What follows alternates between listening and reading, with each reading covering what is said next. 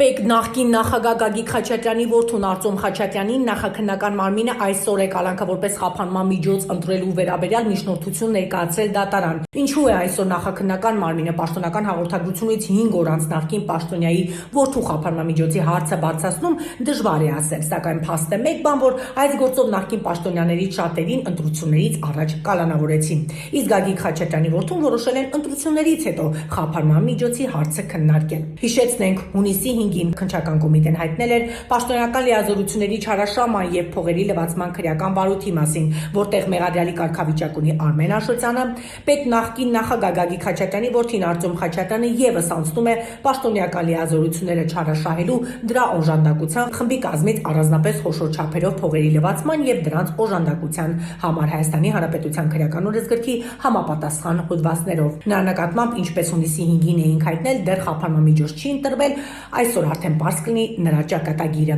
Հունիսի 5-ին ընտրակաշարք տալու ստանալու դեպքերի արդիվ նախաձեռնված քրեական բարույթի շրջանակներում 2 ամսով կալանավորվել է նաև պետական գույքի կառավարման վարչության նախկին պետ Արման Սահակյանը։ Նա այս պահին գտնվում է Արմավիր քրեակատարողական հիմնարկում։ Հունիսի 5-ին հակակոռուպցիոն կոմիտեում քննվող քրեական բարույթի շրջանակում 1 ամսով նաև կալանավորվել է Հայաստանի Հանրապետության տրանսպորտի եւ կապի նախկին նախարար Գագիկ Բեկլարյանը, վերջինս գտնվում է Ազգային անվտանգության ծառայության 1 ուսարանում։ Կհետևենք նաև պետ նախկին նախագահ Գագիկ Խաչատրյանի որդու խափանման միջոցի հարցի քննությանը։